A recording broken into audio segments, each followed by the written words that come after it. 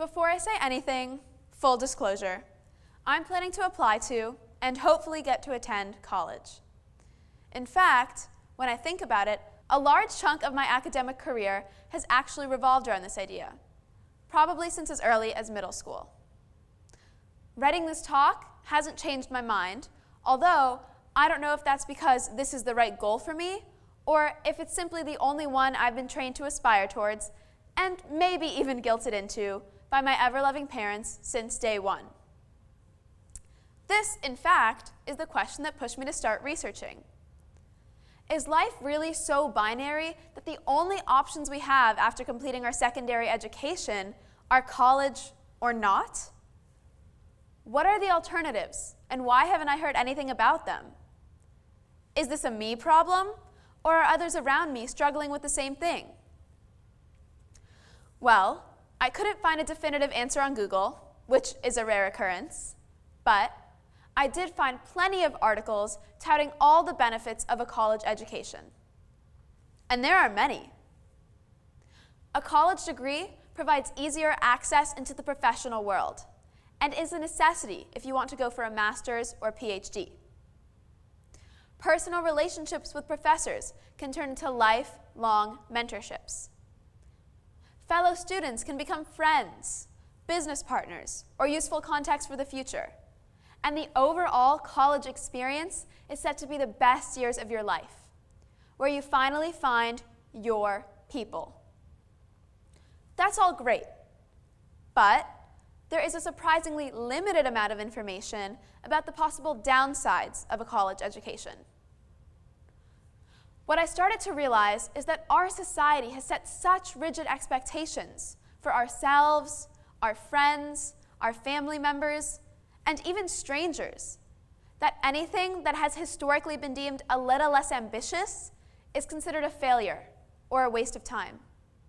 This mindset is not just archaic, but constricting and harmful.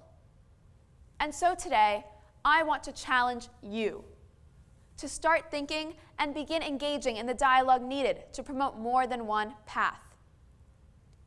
To accept the possibility that a college education need not determine your value, status in society, or future success. I want to be clear. My goal today is not to dissuade anyone from going to college, if that is what they really want. Rather, it is to present the possibility that for a variety of students, there are other perspectives. There is more than one path towards success. As a high school student, I can confidently say that one of the biggest pressures we face, even as early as freshman year, is getting into college. A study conducted by New York University shows that 49% of high school students in the United States reported feeling a great deal of stress on a daily basis, and 26% reported depression at a clinically significant level. These students cited one of their greatest causes of stress as getting into college. This pressure isn't just coming from friends and family, but from society at large. The idea, however, that everyone needs to go to college is a purely American one. In European countries, the attendance to vocational school is approximately equal, and the workforce benefits from having people from each distinct background. My friend Noah, an exchange student from Switzerland, was telling me about the differences between her life back home and the months she has spent here in America. And one of the things that surprised her most was how differently our educational systems are structured. In Switzerland, not everyone goes to college. That is actually the less likely option. Around age 16, students start working in their chosen field 3 days a week. The other 2 days are spent in vocational school, preparing them for their work and helping to hone their craft. Those who do continue on with their education are pursuing jobs that require a lot of background information and training before one can begin practicing, such as a doctor or lawyer. Statistics from the Department of Labor show that while only 31% of jobs need training past high school, 70% of Americans enroll in college, a figure that demonstrates how pervasive and incorrect this notion is. But oftentimes, students don't know there are other options, Or if they do, they believe pursuing them makes you inferior in some way. Educating young adults about all of the options and opportunities that are available to them should be an important part of the college selection process, especially because college is expensive. Many students have to take out loans to finance their education, and these can hold them back, hindering them and leaving them with financial restrictions until they can be paid off, which on average takes 10 years. In fact, did you know that total student loan debt in the United States is actually higher than credit card debt? It's grown to be $1.5 trillion. And yet, many people who invest in their education believe they will be offered a job right out of college that will allow them to pay off their loans in full. A study conducted by LendEDU shows that students expect to be paid on average $10,000 more than the true starting salary for an entry-level position in their chosen field. People are underestimating the cost of a college education and are not fully prepared for the amount of debt they're going to take on. Ouch! What a way to start adulting. Again, all of this isn't to say that college isn't a worthwhile endeavor. It absolutely is, for some people. Just not for everyone, despite long-held societal beliefs. One option that is commonly considered is taking a gap year. This is an opportunity to gain experience in between your senior year of high school and your freshman year of college. This time can be a super important step in ultimately deciding what you want to do. A close family member of mine was really passionate about marketing straight out of high school. She jumped right into classes, paid for and attended them for 4 years, and as she started her first job, she realized she absolutely hated it. She could choose to stay miserable or go back to the drawing board and find a completely new profession. She chose the latter and is now happy as a doctor of physical therapy. However, she wishes she had taken the time to get her bearings rather than going right into a career, and thinks a gap year would have been the perfect opportunity to do so. Recently, the pandemic has forced many high school seniors to consider taking their own gap year. With the college experience promising to be vastly different due to various safety measures, these students are taking time for themselves and exploring career options in hopes that they can return to a more normal version of campus in the next year. Research compiled by the Gap Year Association found that overall, students who chose to partake in gap years benefited in numerous ways, from increasing confidence, maturity, and readiness for college, to clarifying the path one wants to take, and positively impacting grades once they enrolled in a university. Just because you take a gap year, that doesn't mean you can't take high-level classes in topics that interest you. Websites like Coursera, edX, Udemy, and all the other ones up here provide classes online from universities for free. And in this case, you don't have to be in college to participate.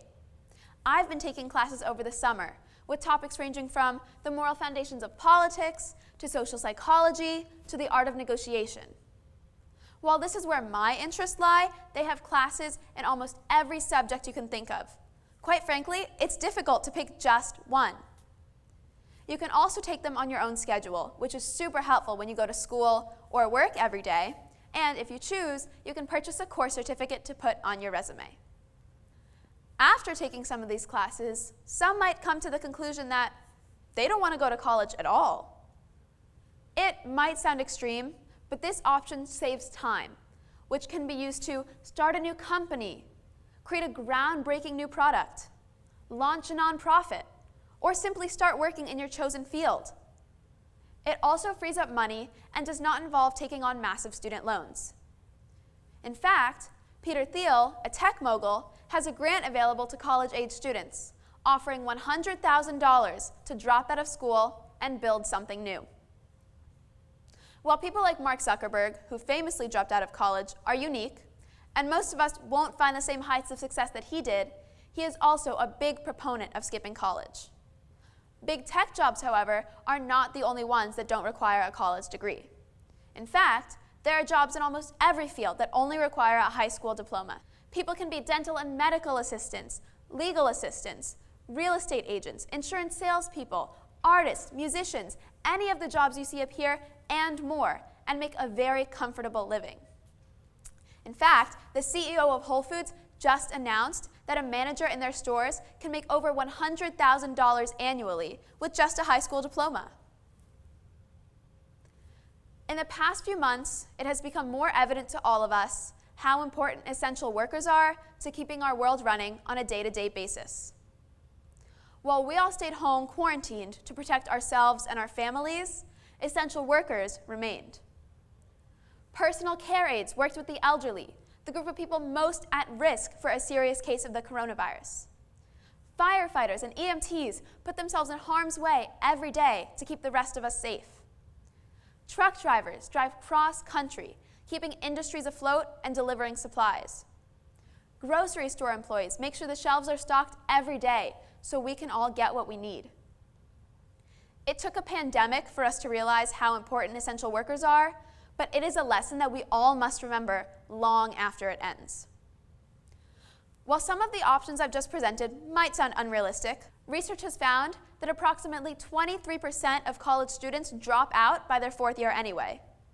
That's almost a quarter. So, despite what we are being led to believe, people are coming to realize too late that college is not the right choice for them. I believe we have the power to change this statistic if we're willing to think about what we really want. And we can save a whole lot of time, money, and stress along the way. Like I said, the difficult part of this talk for me is that even after researching and writing about all of this, college is still my goal. I don't know if that means it's the right road for me to be on, or if Google Maps has simply ingrained inside my internal GPS the road more traveled. Do I reroute now, or wait for a traffic jam? Well, the goal of today is not to convince anyone, including myself, not to go to college. Rather, I'm going to ask you to ask yourself 3 questions. 1, why is college so important to me? 2, have I ever imagined what my life would be like without college? And 3, is there something else I'd rather be doing? There is no right path for everyone.